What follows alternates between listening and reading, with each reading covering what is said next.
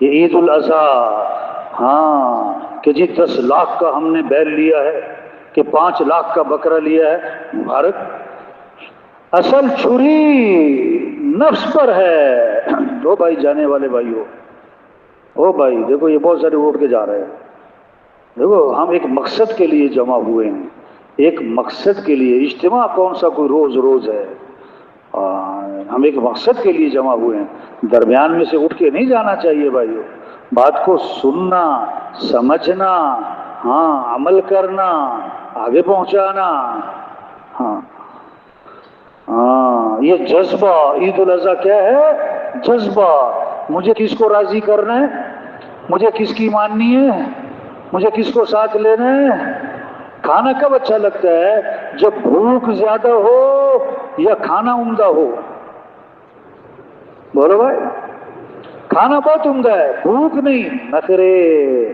کھانا بہت سادہ ہے، بھوک بہت زیادہ ہے۔ ایک ایک لقمے میں مزہ ہے، ایک ایک لقمے میں مزہ ہے۔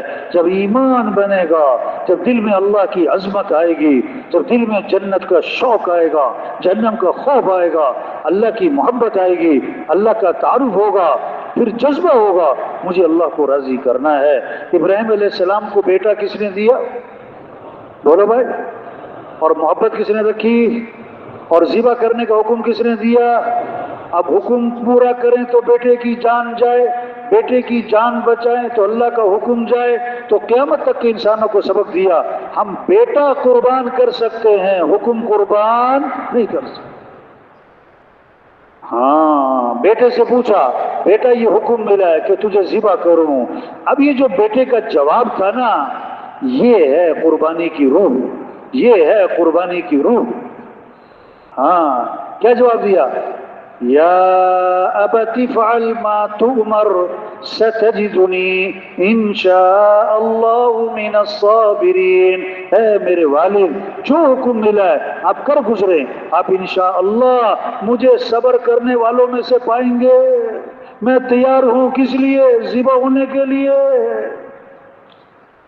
ہاں اللہ فرماتے ان ھذا لہو البلاء المبین۔ ہم نے ابراہیم کو آزمائش میں ڈالا، ہاں آزمائش، بیٹے کو ذبح کرنا، چھری چلانا۔ یہ دنیا امتحان ہے، یہ دنیا امتحان ہے، یہ آزمائش ہے۔